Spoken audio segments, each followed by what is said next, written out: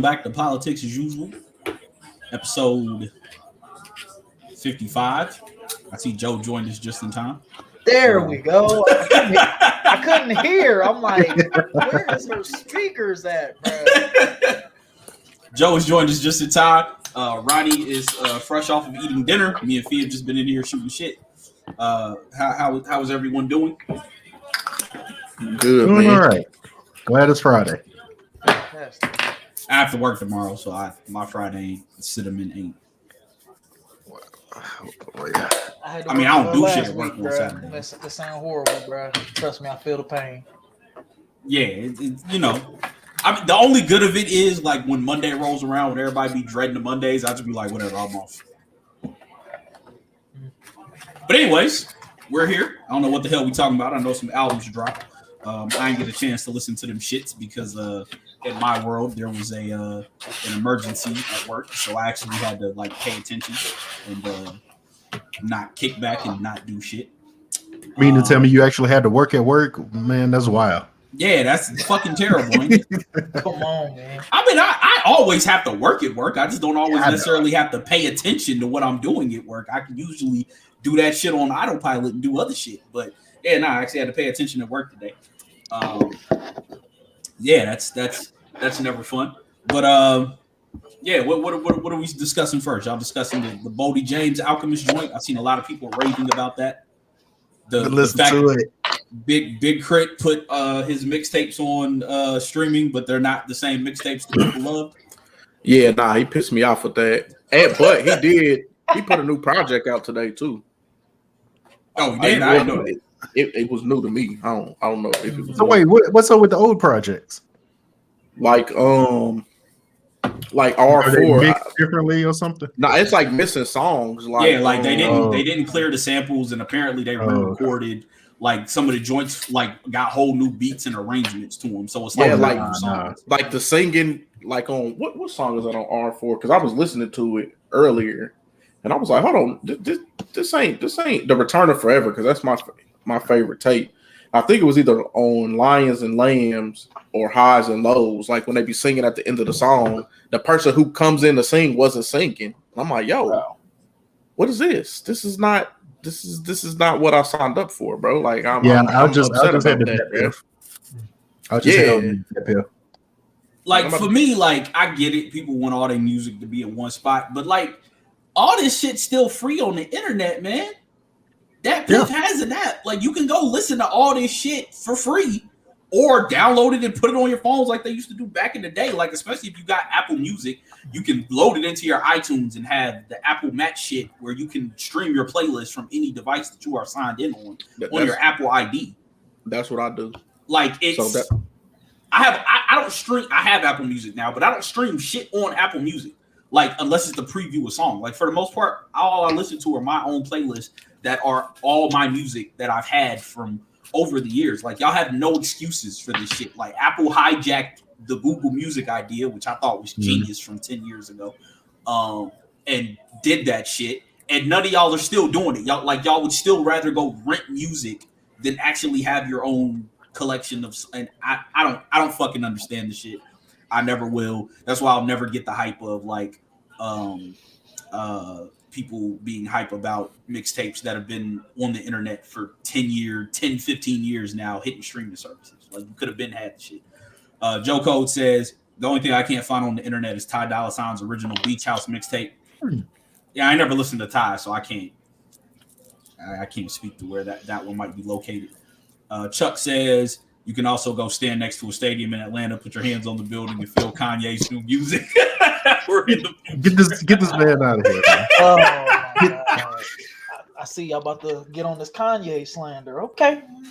Hey, I'm all about slandering coons, baby. Oh, we know. This is what we do. Fuck that nigga. You don't get to wear the red hat and come out unscathed, baby. I'm not saying he can't, catch a stray or nothing, but nah. Hey, like for y'all to do him like y'all do 50 Cent, get shot 9 times, like that's a little uncalled for. As Avon Barksdale stated, baby, the game is the game. Listen, the game man, always gonna be the game. Listen, as far as I'm concerned, I don't listen to that album no more. But College Dropout is Rhyme Fest and Consequences album. Late Registration is Rhyme Fest and Consequences album. Hey, I don't care who wrote it. Shit's still fire. My Twisted Dark Fantasy is fucking Kid Cudi and fucking Saha. Shit, everybody's album. Those two. Yeah, that's everybody's album. Hell, Styles was talking about he wrote a couple records off Donda. Like this nigga going back and getting the locks for verses now. Hey, He's circling back. I will say another classic for that track listing that has been going around, bro. The features is longer than a fucking 8x11 piece of paper, bro. Like, is he producing? Like, is he even going to drop a verse on this album, or is he going straight DJ Khaled and just producing? I mean, his most critically acclaimed work is a compilation record. Like My Dark Twisted Fantasy, which everybody loves. I don't get that. Like, I don't like the album. It insists upon itself to me. I like it, but I mean, Peter Griffin. he rapped on there, but I caught that. But yeah, Chuck said it. It's a group project. Like it's like everybody loves that album. I'm just like, man, the only time I ever go back and listen to that album is when someone is like, man, that album is a classic, and I go back, or when Chris Rock said it was the greatest album that had been released in the previous 25 years. Joe, get the fuck out of here, nigga. In the 25 years, y'all act like Kanye wasn't a producer first. So if he goes the Khaled role, like how is that a negative? That's what I'm not saying it's anything negative, but for him, like based on his story, he fought so hard to be a rap nigga, because you could have produced without fucking jumping through all them hoops that you did to fucking be a rapper, nigga. I give you so that. Fucking rap, nigga. He's rapped begging Joe Budden for 5 minutes on stage before a strip club set in 2003, nigga. Like that nigga was doing a lot to try to rap, nigga. He's rapped enough. He's good. Like this nigga is getting every major star over the past 2 years and putting these niggas on the CD, bro. Like, what are you gonna be doing? Classic, bro. Nigga, that shit finna be ass like his last 5 or 6 albums have been. Dirt, nigga. That shit finna be dirt. Like y'all want to hate, bro. Keep the hate coming. Hey, listen, if you want to listen to that nigga rap about driving for 30 hours, by all means, you do that shit, nigga. Shit is so fire, nigga, how you gonna get 3 stacks to harmonize 30 hours, nigga? That's a waste of a fucking beat. 30 hours. I do not want to hear this man rap about getting a BBL. I do not want to hear that. Wanted to be a rapper and got lines like mayonnaise colored Benz. I pushed Miracle away. That actually was fire. Hey, that was cold. Man. That was cold. First of all, I was like, all right. I was like, okay. Yeah. Hey, I was like, hey, this nigga might be on to something, bro. Like, but nah. Like, yeah, nah. Even when he was talking about, I went to Jacob with 25. Like, I like that shit, bro. I ain't gonna lie. I was like, I'm like, that shit hard, bro. What Dave should have did was just let the Ye Cam compilation album drop. That's what we should have done. Yeah. That is what we should have gotten, was the Ye Cam because back then 03, 04, I would have loved to have heard that. Oh shit. Wow. Chuck ain't, man. Dennis Schroeder ain't deserve. I mean, he did deserve that, but he ain't deserve that. I did enjoy it though. It was a really enjoyable album. But that's where it stops. Like the offer sheet numbers for Dennis Schroeder, Yates Smith. They'll smooth off a cliff after that. Well, the new Boston Celtics point guard. Hey, 6 man, relax. Great move for the Celtics. Terrible move for Dennis Schroeder. Exactly. Hey, speaking of, has anybody ever fucked up the church's money worse than Dennis Schroeder did? Yes. Nerlens Noel. Latrell Sprewell. Nerlens Noel had a 4-year $70,000 or $70 million offer from the Mavericks, and then the following year he signed like a 2-year, like 3-point-something million. I seen that shit earlier with OKC. Like, Rich Paul, because Rich Paul told him to take the qualifying offer so he could hit unrestricted free agency, and then he ended up like either getting hurt or underplaying. Because I mean, like the thing about NBA contracts is like, yeah, you're under team control theoretically for the first 7 years unless you take the qualifying offer. And I've often wondered, like, because if Luka or Zion really wanted to get away, they could just take the qualifying offer. Even if they get hurt, somebody's going to pay them max money the next season. Yeah. but they would rather have the guarantee. Like, really, if I just didn't want to be there, I would 100% let them know, like, nah, if you don't trade me to where I want to go, I'm just going to take the qualifying offer and hit unrestricted free agency the next season. Mm-hmm. But you also risking turning down. Like, if I was SGA, I wouldn't do that because he ain't going to get $172 million if he get hurt next season. But Zion can tear both his ACLs in the next 2 seasons, and somebody's going to pay him $150 million. Like, you see the Clippers just gave Kawhi all that money, which I'm like, nigga, why? I would have let that nigga walk. I'm sorry, bro. I mean, they got to because they don't have no way to fix their roster. Well, yeah, they mortgaged their future, so they gotta pay him. But nah, bro, I would have just thought about it like damn, we went pretty far with PG being a number 1 option, bro. Like him as a number 1. Being the focal like I said, PG can be 1 or he can be 3. That's why they call him PG-13. Ain't no 2. Ain't no 2. His jersey number is 1-3. Those are your options with him. He can be the first, or he can be the 3rd, but he can't be the 2. 2 is not his role. It's wild, bro. Hey, wild shit. Anybody been watching Summer League? Yeah, on and off. Yeah, hey, man, that nigga Davion Mitchell. Man, fuck that. Y'all talk about him. Y'all need to be talking about the Great White Hope, bro. Man, Joe. Anyway, so yes, sir. The Summer League MVP. Don't bring up Summer League and you don't want to talk about the Summer League MVP. My nigga, I was talking about somebody. You said, nah, we don't. Like, nigga, I was gonna get the Peyton Pritchard, man. Anyway, like I was saying, because he's the Summer League MVP. Talk about him first. That nigga been in the league. That nigga been in the league 3 years, man. He's been in the league 1. That's the second year. Come on now. Exactly. Come on. Hey, nah, man. Kenneth Faried and Michael Beasley out there fighting for minutes. Nasty. That's nasty work. That's nasty work, man. And I get it because it's like, yo, like I think they said Faried is in China averaging 35 a night. I mean, he should realistically. He taller than everybody. That was bad. Let me stop. Yeah, come on, Joe. Relax, man. Relax. Don't do that, man. Don't do that. Man over there dunking on K-pop bands. Like, dog, I don't know if Kenneth Faried has ever scored 35 points in a game in his NBA career. And this nigga averaging 35 a night.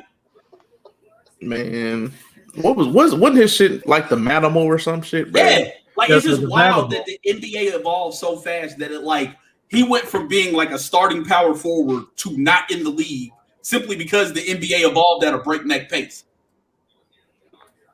That nigga Steph Curry really put that nigga out the league, bro. Hey, every non-shooting big should want to fight Steph Curry because he basically like made it to where either you gonna be think about all the centers that had to evolve their game. Vucevic had to evolve his game because of Steph Curry because he was like, all right, yo, you can't be a back to the back center unless you're gonna be able to swat some shots. And he was like, well, fuck it, I'll learn to shoot threes and play on the perimeter. Like Jokic came like right on time. Like imagine if he would have so Steph Curry really changed how you had to like basically build your team to stop them. Yeah, like because you can have like just like no idle bodies on the court anymore. Like, nah, that's not gonna work.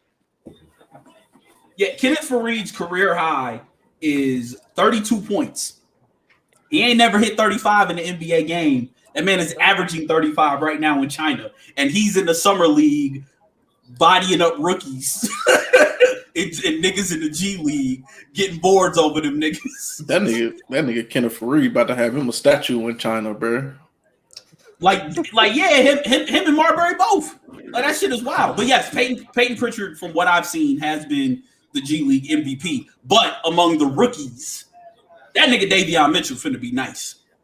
Oh yeah, he putting the locks on niggas. He like Lee, I retweeted a video when that nigga locked up Book Night because I was like, God damn, that nigga had Book Night looking like he shouldn't be on the NBA court. And that nigga Lee was like, oh, he does what everybody thinks Pat Beverly does. And I was like, yes. Yes. Yeah, that nigga looks like a menace. He looks like he's gonna pick you up for 94 feet and have his hand right here, bro. Like that's what he was doing. Nigga so much, bro. Like hey. That's what he was doing. Like he was like the Hornets would throw the ball in, and he's like immediately right there. It's like, bro, like can a nigga breathe? Like, bro, please, man, please. Please. They send a pick. He's stepping over the pick. Like that nigga was like Plastic Man, like just changing his body. Like, bro, that nigga's finna be a fucking menace for years to come. Even though Sacramento got 4 fucking point guards. Bro, when niggas guard you like that, it make you not even like, bro. In intramurals, I play point, bro. Niggas will guard me like that, but here, man, just take the ball, bro. Just why are you so serious, man? Just bring it up the court, like, bro. Like, dog, like, why do you have this much energy? Like, what happened in your life? Like, that's a nigga that got cut, and someone told him, well, if you play defense, you always have a spot on the floor. And that nigga took that shit too hard. Because that nigga's out there, like, everyone he guarded, them niggas missed the shot. I'm like, bro, this nigga's a fucking menace. Like, bro, you can't do shit. You be so frustrated. Like, you do so much work getting the ball up the court with that type of nigga guarding you. By the time you get into the set, you can't even do shit, bro, because you used all your energy getting up the court. You bring the ball up, like, here, man, fuck, man. Like, yo, just throw it into the bed. Don't pass me the ball. If this nigga's guard, like, that's what we got. Like, don't pass me the fucking ball if this nigga guard me, bro. Like, just pass it to somebody else. I'll go to the opposite end of the court. I don't want it. Leave me the fuck alone. Nigga just standing in the corner looking crazy, bro. Just holding your nuts over there. Like, damn. Joe, you see your boy, who was that? A coach's dream. You see that? You see your man Langford get that dunk in? Oh, yeah, because, that's what he do. If he could, have a better jump shot, he'd be better, but... I ain't gonna lie, man. The Celtics are looking nice for next year, man. If Pritchard can make that leap, y'all gonna be straight. Especially if Jalen isn't out for a long period. Yeah, we'll be fine. We probably still need marketing. I need that trade. Yeah, but from what I was reading, apparently the Bulls are like, nah, bro. Like, y'all gonna have to sit because they don't want any outgoing salary. So basically, the way some front office exec put it is, if the Celtics want to make that trade, they're gonna have to send over a first to Chicago and then send another first with whatever salaries going out to the team that takes the players that the Bulls want. So y'all gonna probably have to give up 2 firsts for marketing, and they don't think that Brad Stevens is willing to do that. Nah. I mean, I'm not giving up 2 firsts. I give up 8 firsts for that nigga. Right, and that's what they're saying. Like, if y'all had done this, they were basically saying if y'all had done this when free agency started before the merry-go-round stopped, because now the only team with cap space is OKC. And I think the only competition y'all have for marketing will be Charlotte. And Mitch is like, yeah, Mitch basically just came out and said we're done the other day. Because he's not, he wanted to get the first back that he traded to get Kai Jones. That's why he let Devontae Graham go. So most people are thinking that if they do trade him, it'll probably be like a deadline thing. They'll probably end up signing.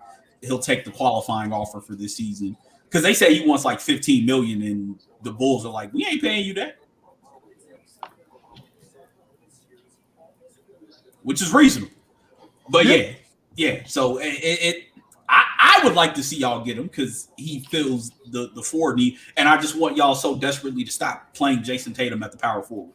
Like, I want that.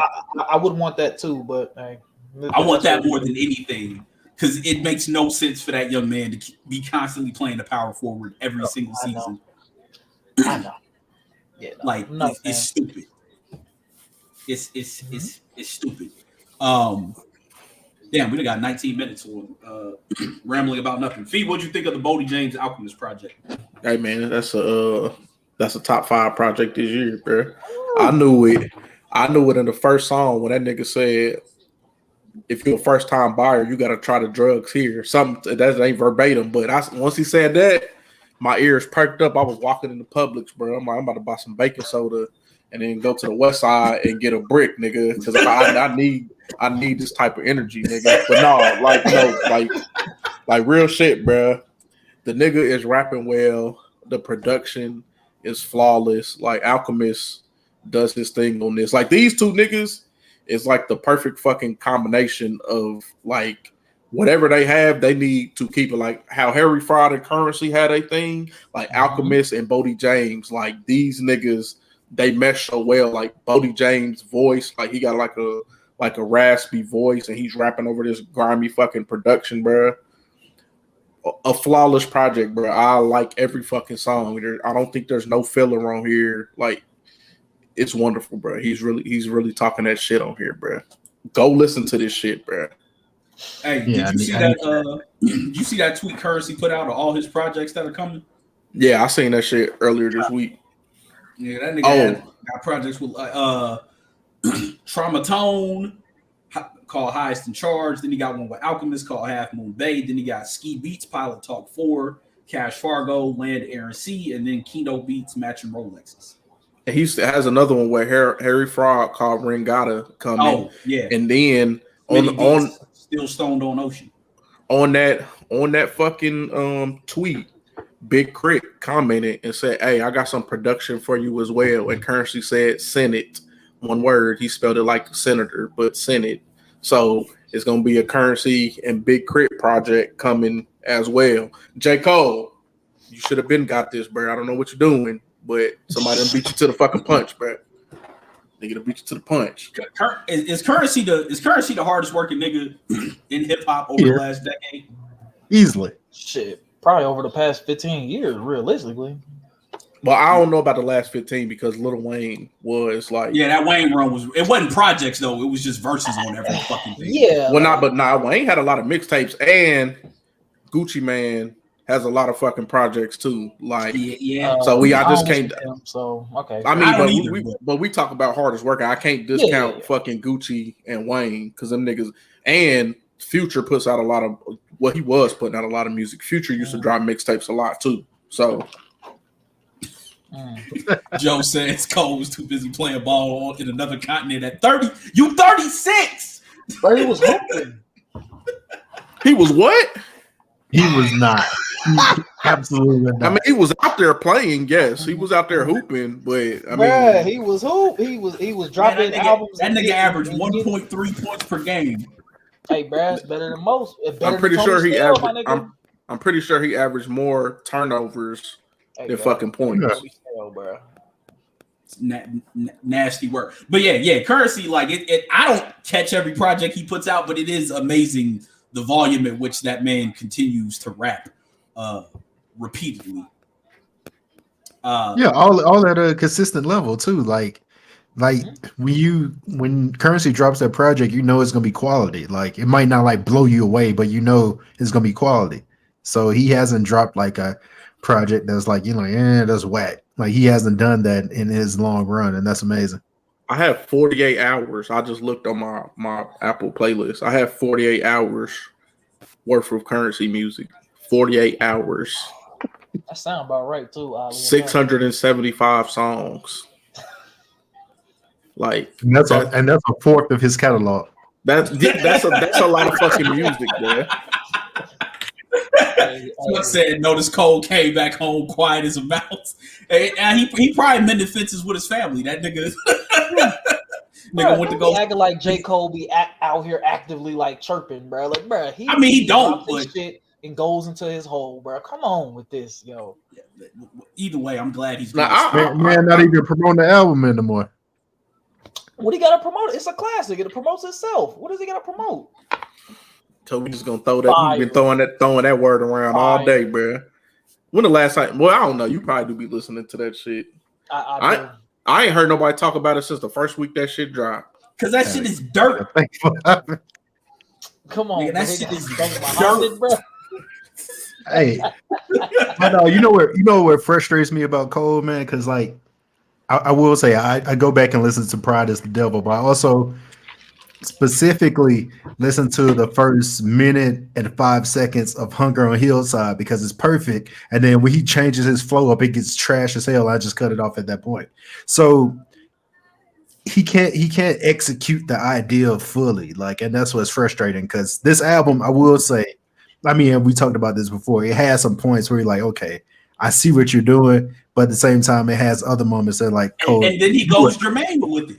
Like, get off my dick is the perfect example of that, and that is the example I will always use because that nigga had the perfect Southern rap banger, and then the nigga got to start talking about young nigga never had love, foot massage back. Like, nigga, what the fuck are you talking about, nigga? This shit was a hard ass record, and now you talk about getting foot massage. Get the fuck out of here, Jermaine. Hey, Go home.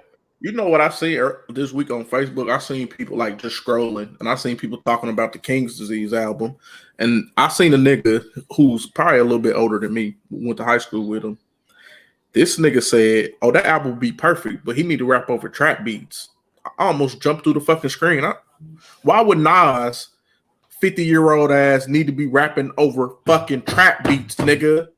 The production he has is perfect for him. Like, he doesn't need to be rapping over no goddamn trap beats, bro. He's not Lil Baby, bro. He's fucking Nas, bro. He picked the perfect beats for him to rap on, bro. That nigga Chuck said it's hard to execute an album fully when you split in time putting up bricks.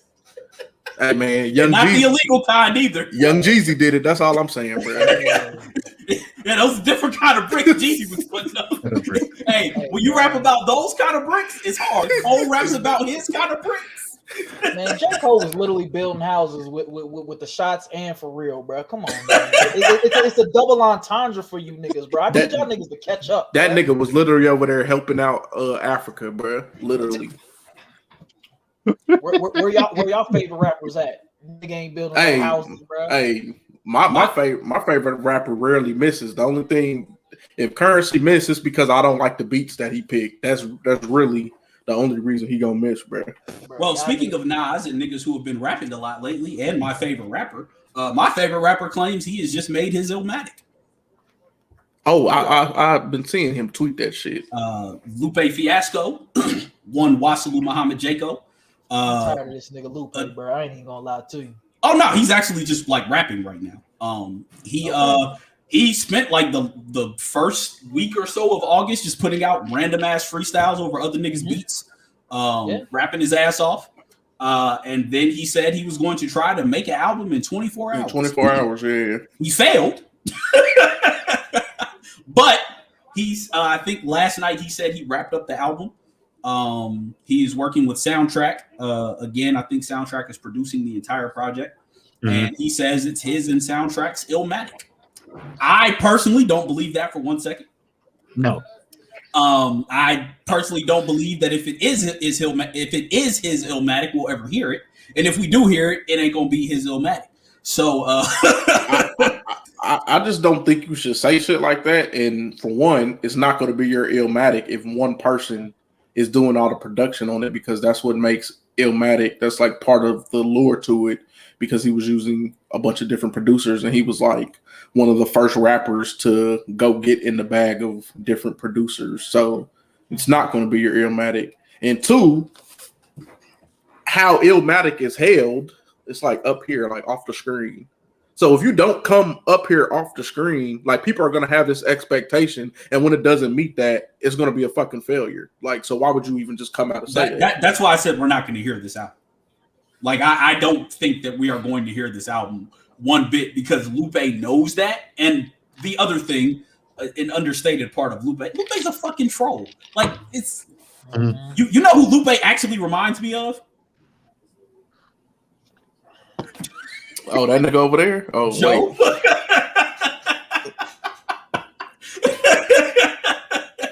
Dog.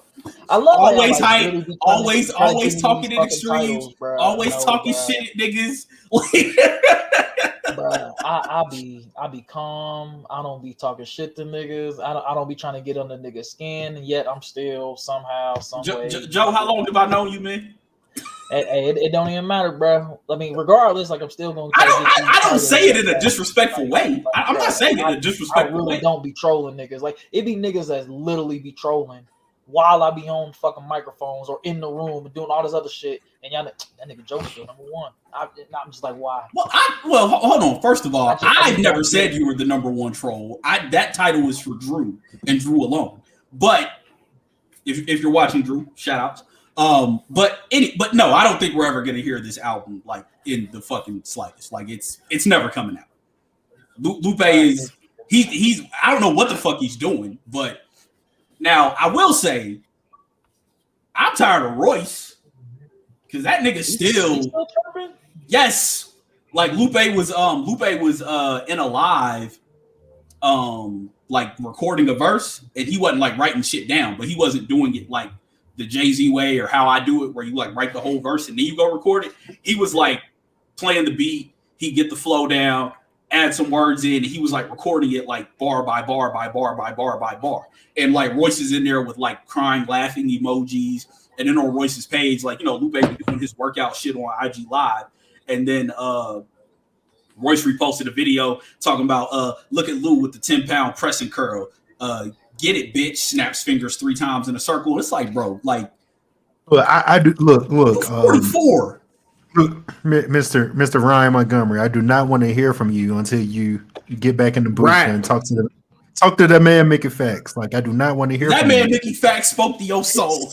Hey, not only did this nigga Mickey put the song out, this nigga went and shot a video for the song. Like, he put a visual behind the song. Like, he cut you with the razor and then pour alcohol on it. And you just get on IG Live crying to your rapper friends about how nobody's helping you. Like, nigga.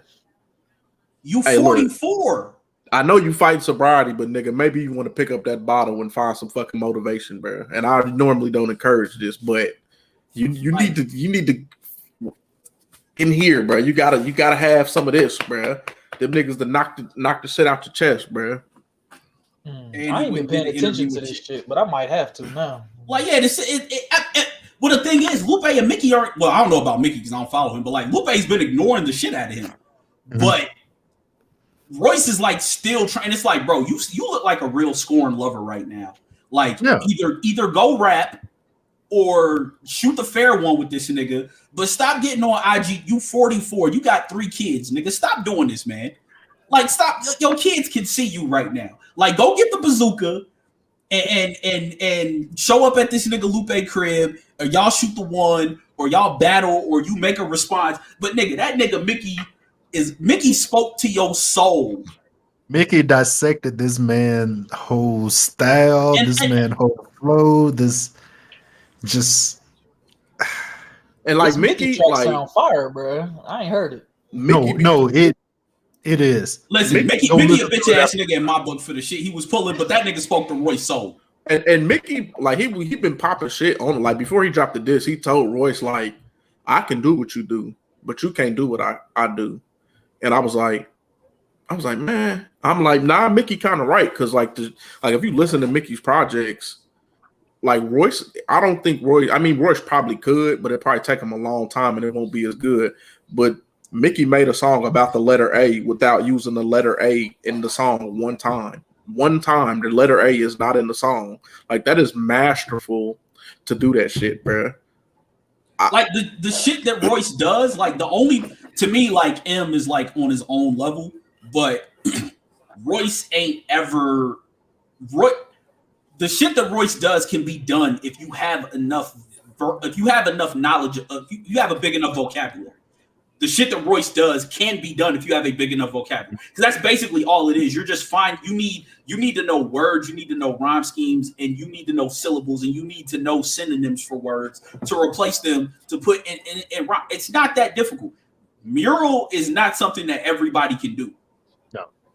Like it's not. Which also apparently there's a mural part 3 that's on this Illmatic that we'll never hear. Chuck said Mickey accused Royce of doing did a rollout. I'm pissed. And then he said Mickey dissed him, then wrote like the 2 people Royce didn't respond to and dissed him in their place. That's egregious. He should have been assaulted. Yeah, because he wrote like Ransom. He wrote like Ransom and RJ Payne, yeah. And it's like RJ Payne. Some nigga, the whole thing started because RJ Payne tweeted, nobody's rapping better than him and Ransom. And Royce was like, nigga, what? Which Royce should have been like, nigga, what? Because who the fuck is RJ Payne and who's listening to Ransom? Like, nigga, what? Sure. Like, RJ Payne shouldn't be talking about it, and neither should Ransom. I know the score our refugees is his bar that he wanted to bring to the table, and that shit is dirt. Like, that should have been the end of the fucking live right there, bro. Nigga, like, with that nigga, it should have been like, all right, bro. Like, we not you not in the same on the same level as what we talk about. If you bring in 03 Desert Storm mixtape bars to the table as why you think you wanted the best rappers out. Like, nigga, I'm not a punchline nigga, but I would have. That's some shit I would say. Like, Like, why are you saying that? Like, that means I'm one of the best rappers in the world. God damn it, bro. I know the score out refugee, and they tried to explain it. Like, nigga, there's nothing to explain. There's nothing to explain about that. We caught it, bro. We caught it. I promise you, we caught it, bro. Bro, that's like somebody on the timeline had like retweeted a Lil Wayne bar and was like, "Yeah, man, like yo, that I just caught that shit like last year." And I was like, "Nigga, that's the most self-explanatory bar I have." Like, no wonder you niggas think this nigga's great. Y'all need Lil Wayne's simple bars explained to you. Or somebody was like, "Yeah, man, that cold mama hands together like 6:30 line." And this was when my account wasn't private. I retweeted a picture of a clock at 6:30 and the hands are not together.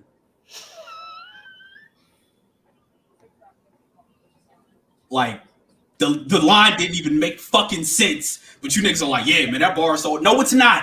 Bring back analog clocks so these dumb motherfuckers know that the hour hand moves proportionate to the time that the minute hand moves. So at 6:30, even though one hand is on the 6, the other one is halfway between the 6 and the 7, you dumb motherfuckers.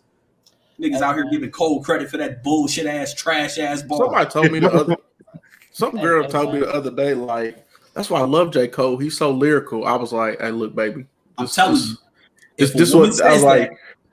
I was like, this is what we not gonna do. Like, that nigga J. Cole is a good rapper. Lyrical? No. He's English 101. Like, bro, when I went to English 101 in college, I literally would roll out my bed and go to the basement of my dorm, bro. That's how English 101 is to me. That's what I think about, bro. Like, come on, man. Like, and people like that make me get on J. Cole's head, pause, because they say shit like he's so lyrical. I'm like, bro, no, he's not. He's a good rapper, but he's not super lyrical, bro. There's a difference, bro. Joe, you are a good rapper, nigga. You know them bars are not fucking lyrical, man. Bruh. I don't know why y'all like really like just try to slander this nigga J. Cole any chance. I'm not.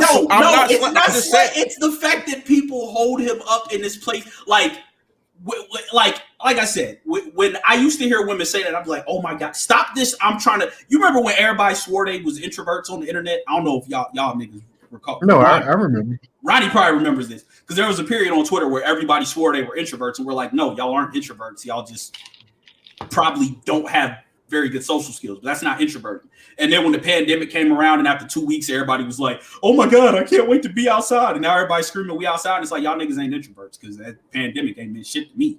And niggas I know that are introverted. Niggas I was living good when that shutdown happened. I am truly an introvert. I'm still living good, nigga. Living great, bro. Should I stop me, bro? 18 months of this shit, nigga. I'm good. Fuck that. But Joe, you an extrovert. There's nothing wrong with being an extrovert. But like people do this thing where they see an aesthetic that they like, and so J. Cole is lyrical is like their way of saying, well, like, yeah, I don't just listen to trap shit, and I like J. Cole. He's lyrical. Like this I'm not saying you gotta listen to Aesop Rock. Like, nigga, if you like in Wale's like the singles that Wale will put out, those singles, even though they're catered to women, are more lyrical than the shit that J. Cole would do. Yeah. Like the things that people want out of J. Cole, Wale would. Yeah, Wale had it. I give you that. But y'all not going over there. Like, y'all, like even other good rappers. Like, there's plenty of good rappers out there that are lyrical and niggas don't want to hear them. So it's like, it's not. What was that shit Gambino said on or his homeboy said on Kawhi? Do you really like that shit, or do you like the way they gave it to you? Oh yeah. It's like you don't like packaging more than you actually like come on now, like come on, let's be real. In real time, I have like back when like legit album drops were a thing. In real time, I have seen people hop on the timeline and say they hate an album, but once the masses come in like 6 hours later and say, "Oh, this is fire," like, you know what? I've warmed up to it. It is fire. People just want to be with the crowd. Like I always say, people don't know how to discover music anymore. People are like, yeah, I just found this new man. That artist is on their 4th project. Been on 2 different labels by now. You didn't discover them. They were put on a playlist where they knew you would look. You don't actually know how to find music. You just go to places where people who are paid to select the next new artist gets put. Like, not even that. Like sorry to cut you off. Go ahead. No, I was gonna say like Snow Allegra won Best New Artist when she just dropped her 5th major label project. She was signed to Sony and No ID. Like she's not a new artist by any means. I was listening to her 2nd project in 2016. She's been out here. It's just that now everyone's discovered her because she's signed to Rock Nation and Rock Nation pushed the button. So now her music is where other people will find it. And it's no coincidence that now that everybody loves her, the album she just dropped was ass. Yeah, I was going to say this is going to be very insulting, but I don't care. But if you put someone in an empty room and like gave them like an actual fire project, put the headphones on them, like tell me what you think of this, most people are going to be looking around looking for other people's reaction because they can't make that decision for them. So like you said, it's the packaging.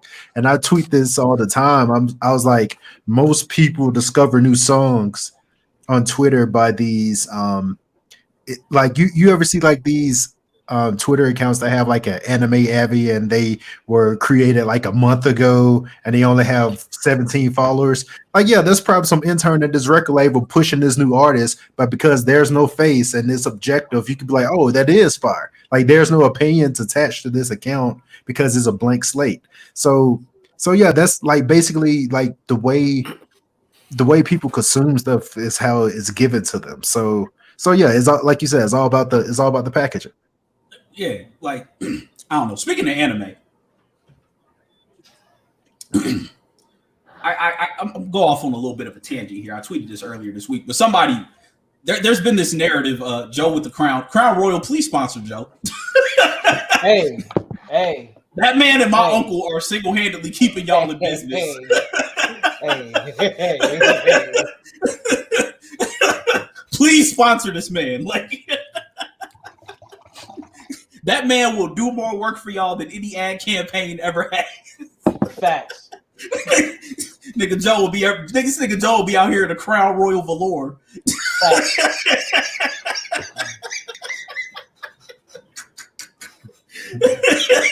I ain't heard not one lie. Hey, a Crown Royal velour might be hard though. But anyway, so we're all of similar ages here. So I think we all kind of remember this. Remember how shit was back in the day.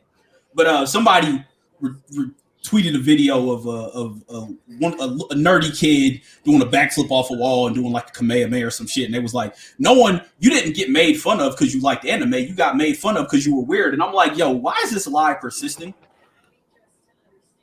Like liking nerdy shit was not cool when we were younger. Yeah, people are totally retconning like their nerd disciplines because it's cool now. Yeah, like Joe Fee, am I wrong in that? No. Like if you like these niggas played Yu-Gi-Oh! I didn't even play Yu-Gi-Oh! But these niggas play Yu-Gi-Oh! Cards. You think they was out in school like with the Yu-Gi-Oh! Cards out? When they was in a back room at Joe's house playing Yu-Gi-Oh! Like Yu-Gi-Oh! Gundam, like me and Joe, like we used to be in a Pokemon league. We used to ride our bikes to fucking Toys R Us and battle niggas. Like niggas was not outside doing that shit, bro. Like me and Joe used to be the only black niggas there, bro. Like it was all white people there, bro. Well, I was with y'all. I mean, if you came, but yeah, like niggas wasn't doing that, bro. Like yeah, it's like this whole kind of all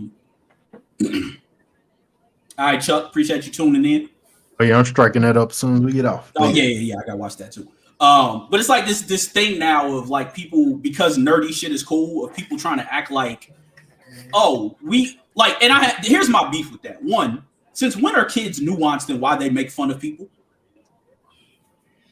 Ain't ever happened. If kids were nuanced, they wouldn't make fun of people in general because they might be like, oh, well, damn, maybe he's that way because he has like a mental thing or whatever, right? Like kids are not. No, you saw this subculture of things that you thought was whack. You made fun of the people who did it, and now you're older and the shit's cool, and now you want to push back on that because you feel guilty about the fact that you cast aspersions on an entire genre, subculture of shit, and you like that shit now. So now you're like, well, damn, you're justifying it to yourself. You're not convincing me, nigga, because I was there.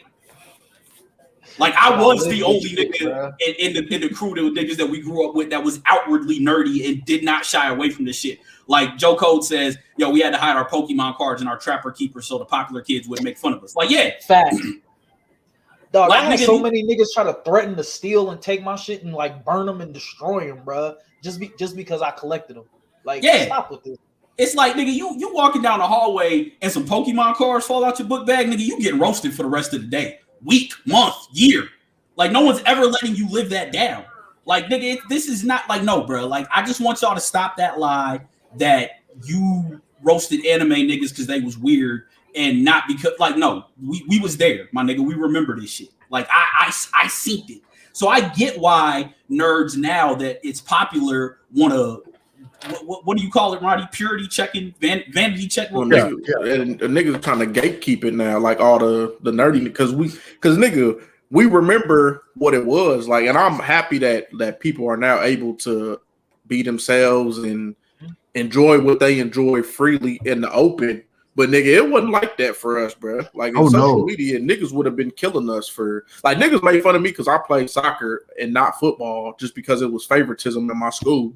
So I just chose to play soccer. So niggas, I'm a grass fairy. I've been called everything, every name under the sun. Tennis too.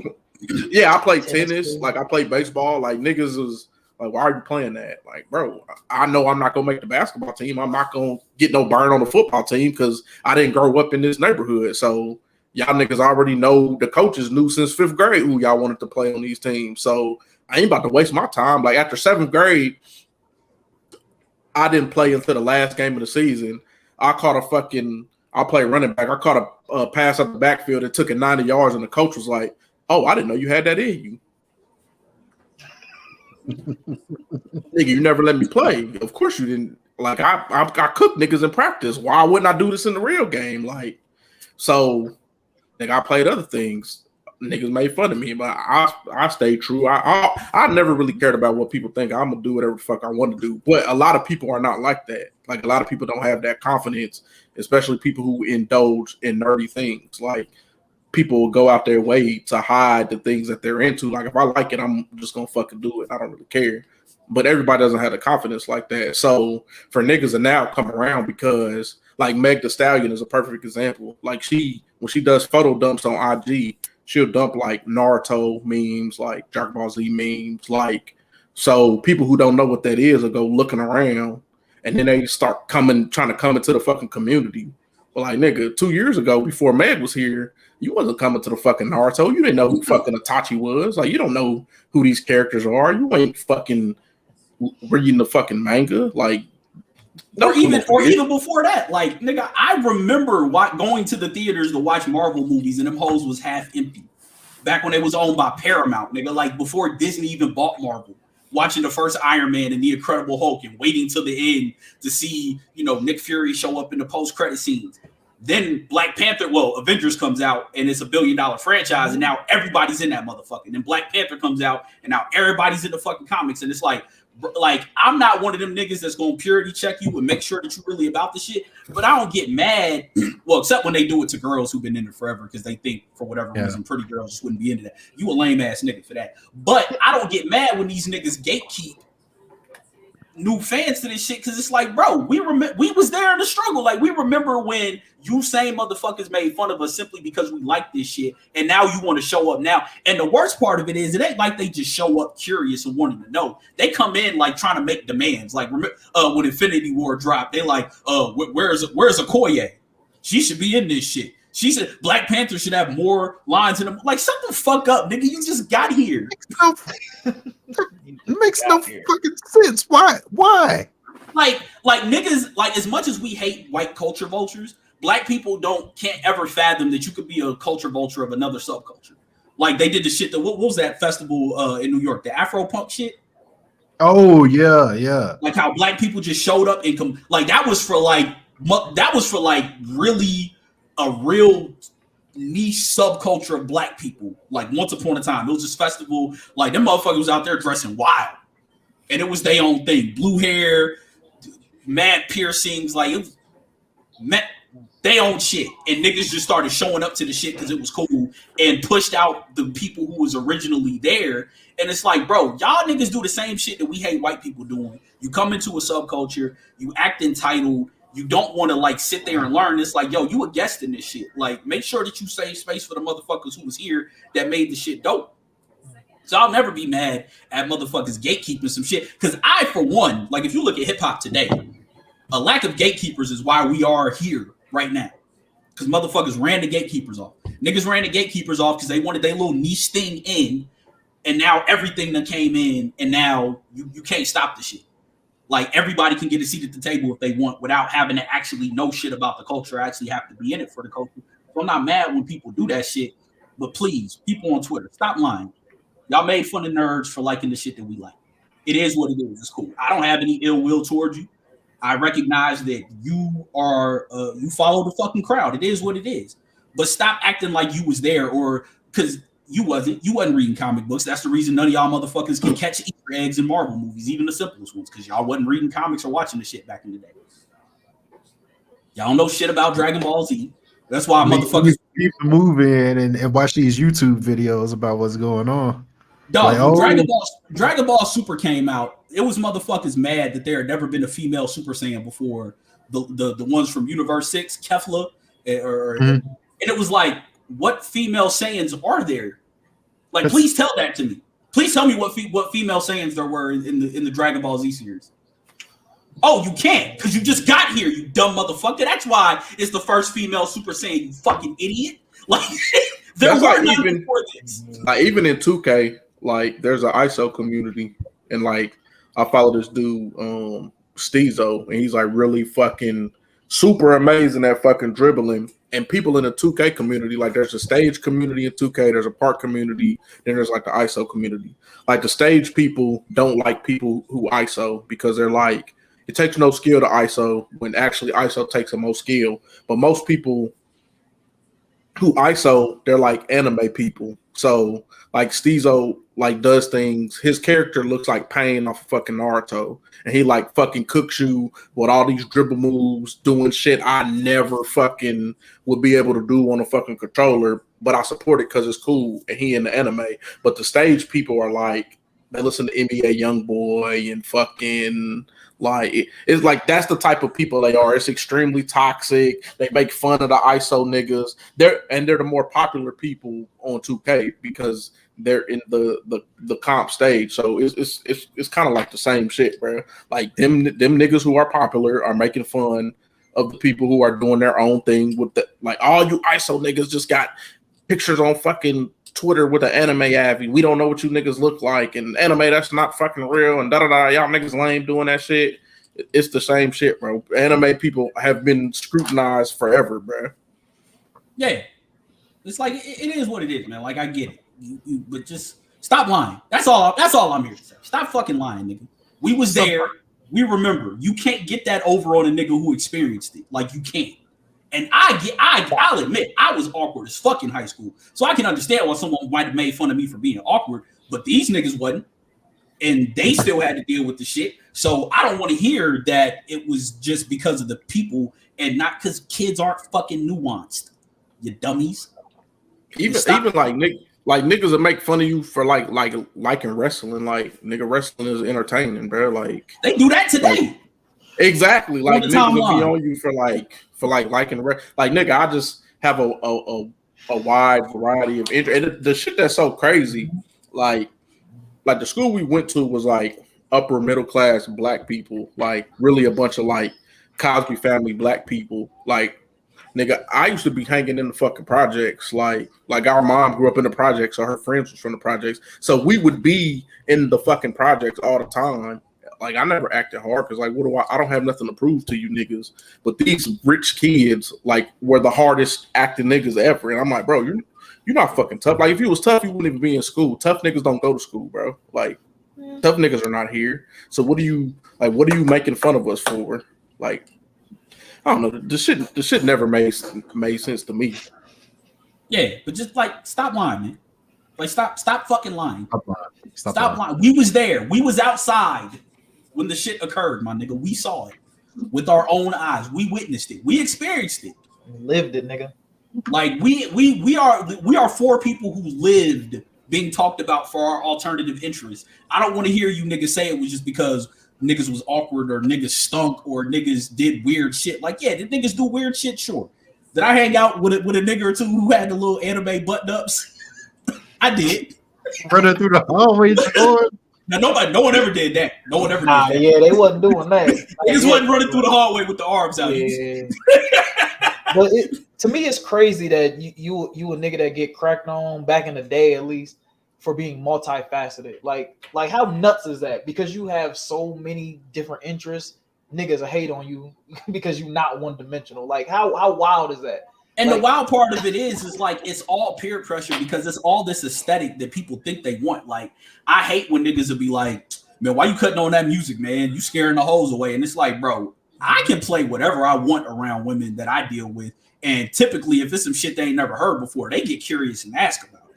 Like I ain't never had to switch it to the quote unquote mainstream playlist to get. Now it's been a couple times I done played some shit I shouldn't have played in front of some women. They like, hey nigga, this a party. This ain't that. Nigga, this ain't the place for you to put that with these bars, my nigga. Yeah. Like nigga, be playing this Lupe mixtape song, nigga. Get the fuck out of here.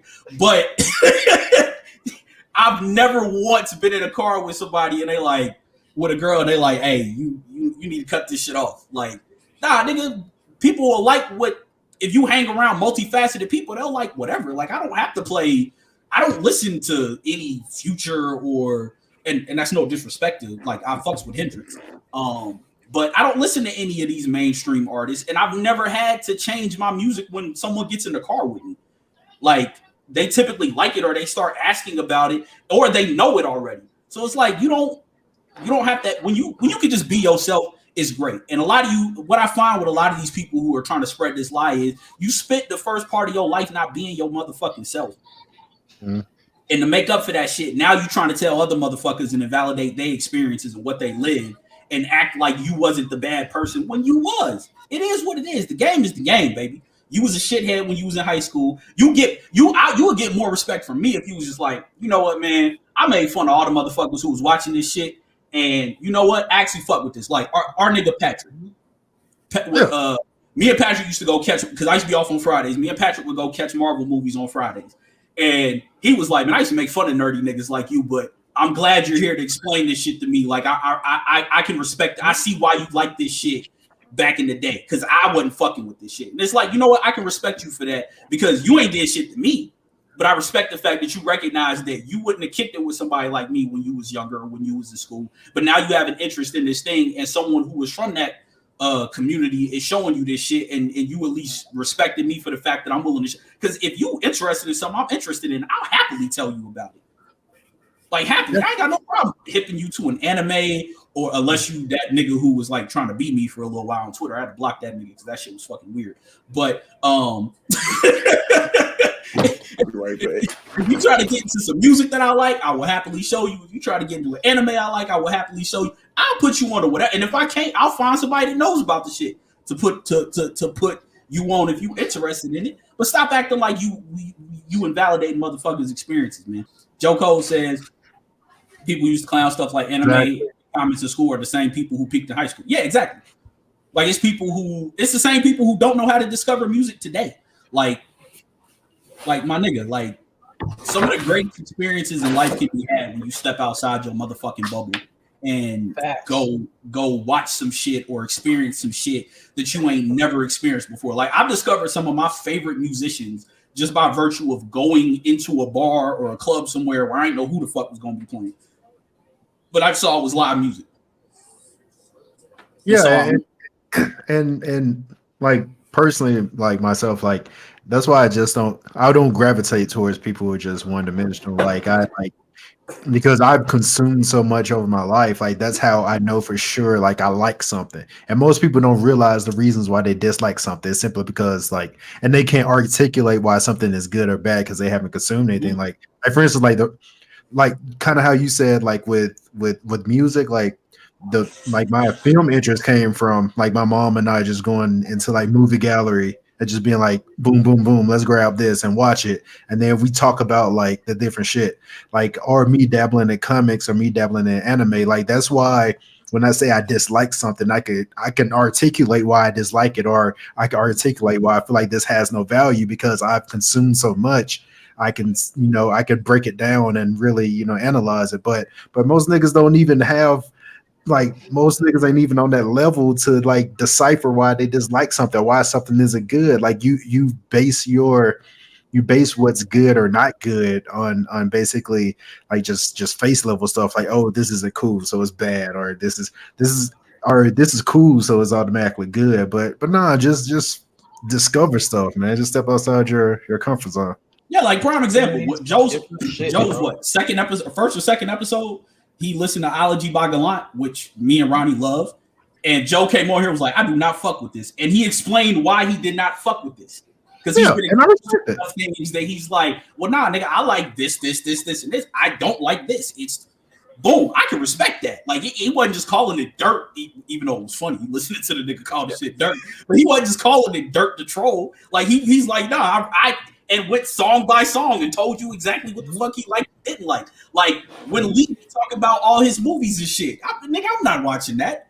Like, I understand that I am here to watch movies that to either make me laugh or they got a lot of action in the motherfuckers. I ain't here for the cinematography and the practical effects. And I don't care if I know this green screen or not. I don't care if the dialogue is hokey. Like, man, I ain't here for none of that shit. Like, could I appreciate movies for that? Sure, if I was exposed to more. I don't want to be exposed. I over criticize enough shit. Like, I watching anime in English kills me because of the horrible quality of voice acting. Like, once I noticed a nutty nigga for that. I'll be that. I don't watch anime in English because if I watch it in English, I'm not gonna pay attention to it. Like, watching it in the subtitles forces me to pay attention to what's going on because I have to be actively engaged into what they're fucking talking about. But like, another thing is, like, Chaz, you remember when we used to get our hair cut at Scoops and he used to have all them animes on VHS. All them joints was in Japanese. So from the time we was like 8-9 years old, our barber was playing like anime in Japanese. So we was watching that shit. Like, we were used to it. If you're not used to it, I'll make fun of you for it just because it's funny. But I'm not like talking down on you. It's more just a shit talking thing. But like yeah, I when I notice the bad qualities of something like with rap, I can't enjoy most rap because I'm listening for shit that the average listener ain't even motherfucking aware of. And I can't turn that part of my brain off. And as I get more into music composition, I hear that more too, where it's like, okay, this shit's boring because it's the same 4 fucking chords. And the shit I'm listening to now is key modulation and tension and a lot more jazzy and stuff. And it's like, now that I hate when I learn shit like that because the creative part of me is like, I can't cut that off. So movies is one of them things that I don't ever want to be aware of, because while Lee can break down beautifully what makes a movie great, like he's raving about that Green Knight movie, I'm sure that shit's gonna bore the fuck out of me. Oh yeah, it will. Stay away from it. But I loved it. Yeah, like I ain't here for beautiful cinematography, my nigga. I'm not. You can give me a flyover of a forest in Alabama on the way to an explosion, and I'll be happy. This nigga, wow. Give me some cheap laughs, bro. I ain't here for the. Fee, was you about to say something? No, I was just gonna say, like, even with music, like how he is with music, I'm not like that. Like, niggas would be like, hey, that's trash. Like, it probably is trash, but if I can relate to it, I will fucking listen to it, bro. Like, if you got a little bit of melody in your music, I'm listening to it. Like, one of my favorite songs right now is fucking Moonwalking in Calabasas. Are them niggas rapping fucking crazy? No, the fuck they're not. No, this nigga Blueface get on the track and say A B C D D B B D B D B, like he does the whole alphabet to get to a G wagon. Do I know that shit is trash? Yes, I do. But do I bump that shit every day? Yes, I fucking do, because I like what the fuck them niggas is talking about over there. So I definitely feel what you're saying, bro. Yep, which is why I fuck with Tyga. I'm sorry, he did. Hey, Tyga makes great fucking music to me. Almost fell out my damn chair. What's so crazy about Tyga is he used to, like, and there was one point when he first got the Young Money, he was like trying to be like a serious rapper. Like, he dropped that Black Thought project. Mm-hmm. And I'm like, oh, look at this nigga trying to be like trying to be introspective, and then that just went out the window, bro. Like he went from that to fucking racks on racks on racks.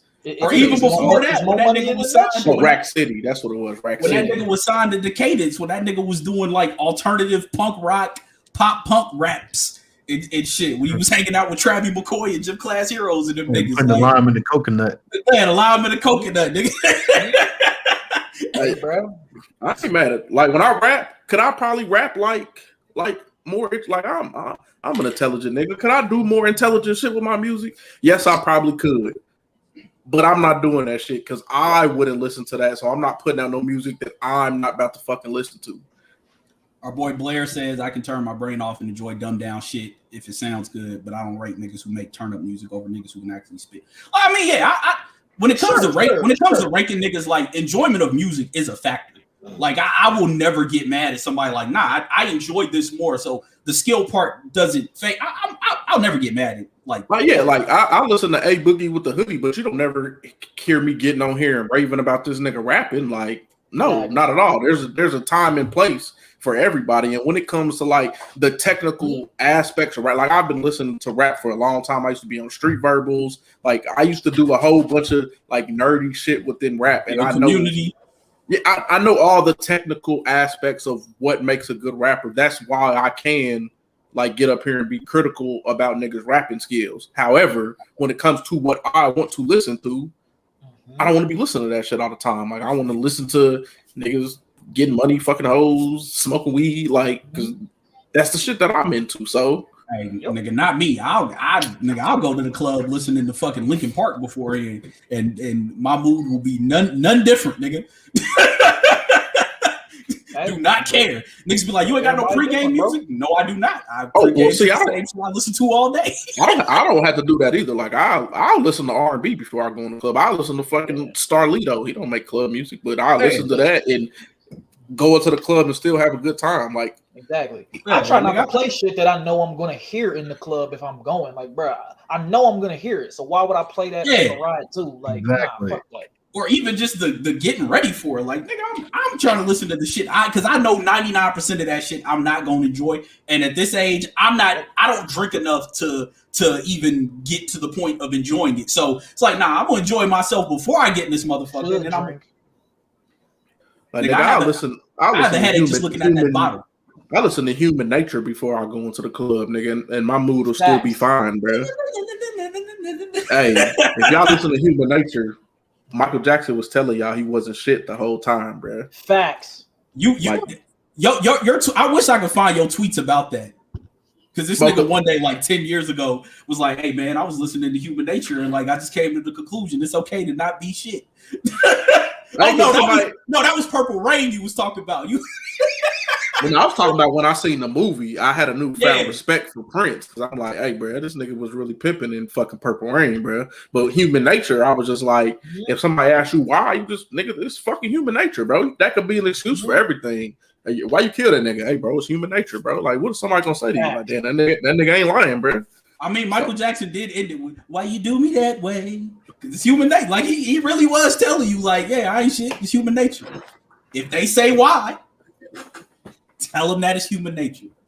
Like, bro, if you put it in a melody, you can say whatever you want, bro. Facts. That is true. They'll let you get away with it, bro. That's why the baby in trouble right now, because he ain't put that shit in no fucking melody. It's hard to be melodic over them flutes. Hey, he can't even catch the melody because as soon as the beat drop, he's on the beat, man. Hey, but for real though, like if the reports that are coming out are true, like apparently him and Tory tried to rush the Rolling Loud stage during Meg's set, and it's like, lock that. They talk about that nigga Tory violating his parole. Lock that nigga up. Oh yeah, throw away the key. Tory should have been, he should have been locked up. But that's some nut shit, man. The fact that they are like forming a alliance just to like nag at a woman, like that's some nut shit, man. Get them both out of here. These niggas got a coalition of short dirt bags. Like, nigga, like, what the fuck is wrong with you, man? Like, Fucking two nut ass niggas, bro. Bro, like I said, I don't fuck Tory Lanez. Like I don't nah. I don't care if something's factual, true. Don't mix me with none of that nut shit. But the baby, what are you doing, bro? Like don't. That nigga got with 50 Cent and ruined his career. Like, why are you in record time? That nigga 50 was like, yeah, he ain't gonna make the mistakes I made. He gonna be bigger than me. 1 week later, this nigga getting dropped from every fucking thing.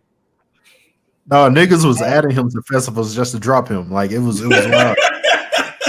It was like, wild. This nigga getting dropped from every. Like the only person that ain't gonna drop him is the Flutes. He'll probably go down to fucking the Boosie bash, bro. That nigga Lil Boosie, a nut ass nigga too. So he'll probably get booked over there with them niggas. It's a reason Boosie ain't left the chitlin circuit. But somebody, I can't remember who it was, but they was talking about when they made the leap from like them chitlin circuit clubs to like the bigger venues. They made more money on the chitlin circuit. So like there's something to be said about rhyming and staying in your space. Relax. Joe Cole said Legend of Zelda ass beat. Them fucking Fruity Loops, bro. Nigga be on there with the ocarinas. That nigga be on there paying people $100 for them beats, bro. Them joints is dirt. And he don't let him breathe. He get every cent out of the damn beats. This man beat drop every time. Hey, look, I need some shit with somebody like, damn nigga, can we hear the beat? He making sure nobody can loop his beat and make it an instrumental. Like to freestyle off of it, bro. Jay-Z will never fucking do me like he did Joe Budden on Pump It Up. I promise. Ain't no give me that beat. No, nigga, no one wants to rap over them fucking wind chime ass beats. Nigga, this nigga got the whole woodwinds arsenal in fucking. That nigga ain't got one piano, guitar, or bass sound. Nigga, it's flutes, clarinets, and ocarinas, nigga. Clarinets and fucking 808s, bro. Like, fucking relax. All right, man. We got anything else? Oh man, the Pyrex Picasso is 19 minutes, bro. Y'all need to listen to that. Who's that? Pyrex Picasso. Benny the Butcher, bro. Oh yeah, I forgot. Yeah.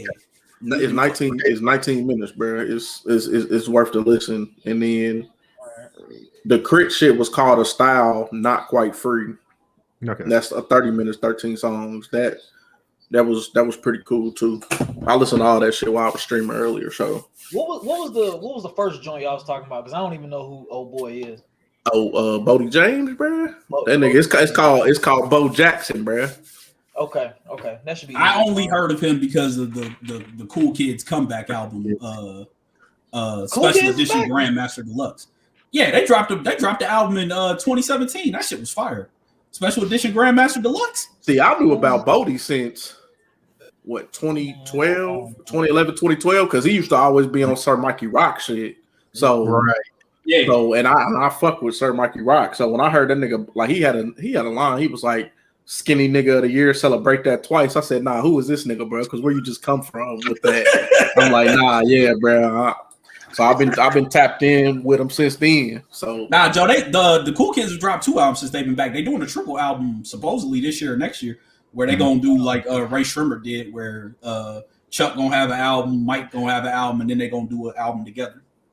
But yeah, that's something right now. This shit is called what, Volumes or some shit. Came out. Yeah, Volumes was, I think that's a lot of Alchemist production on there. But that Special Edition Grandmaster Deluxe, that shit is heat, nigga. Yeah, like that was one of my favorite albums in 2017. Like I still throw that motherfucker on. Like that shit is fire.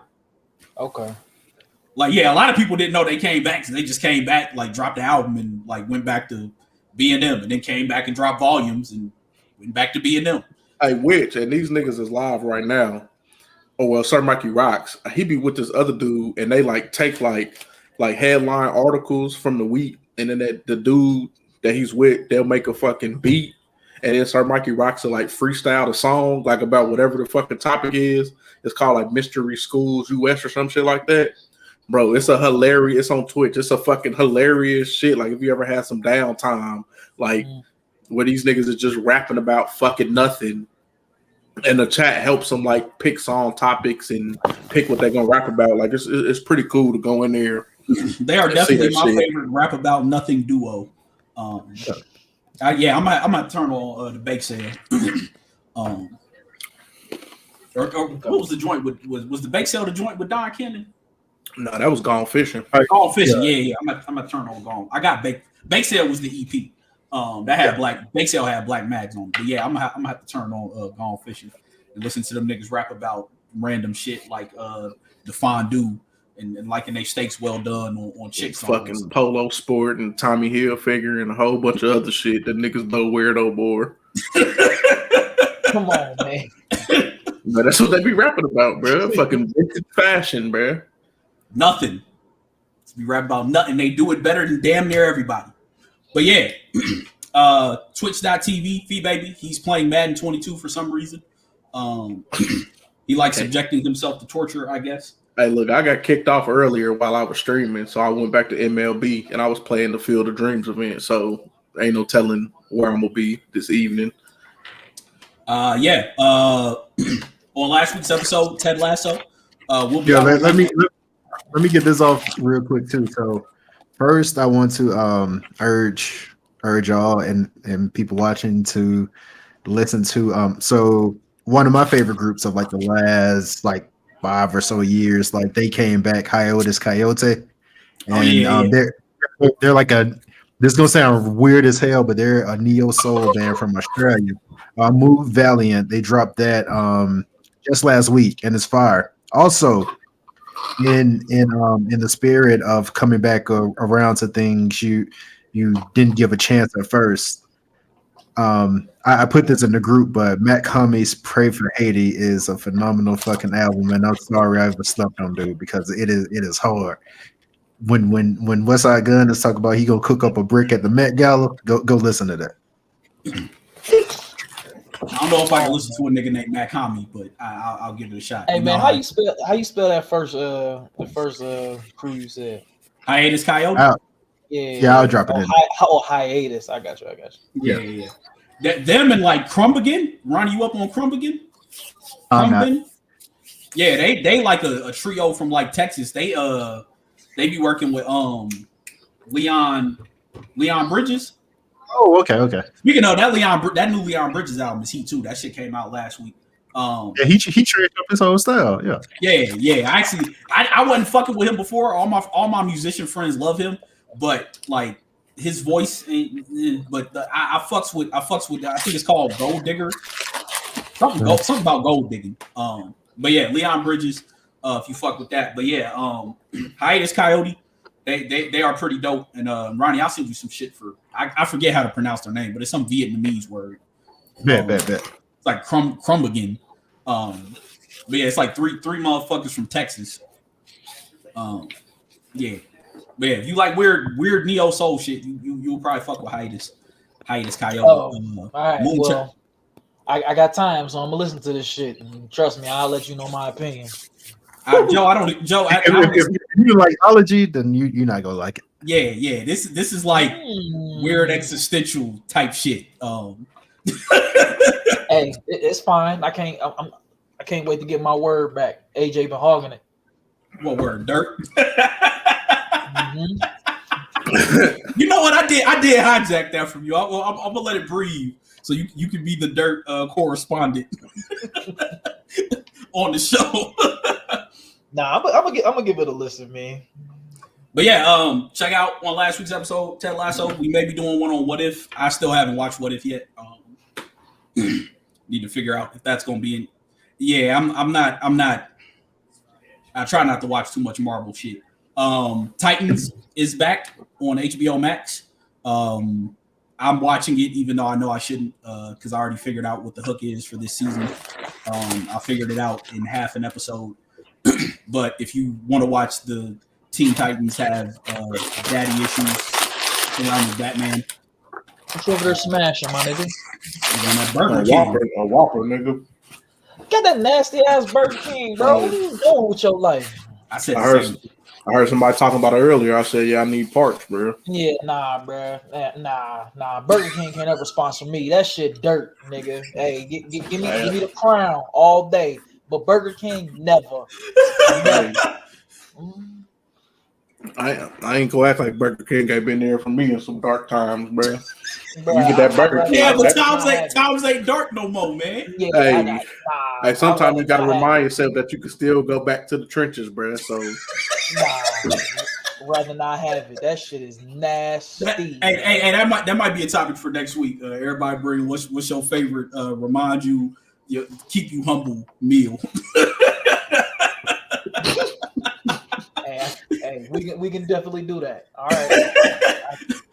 All right, but until next time, 1, 2, 3.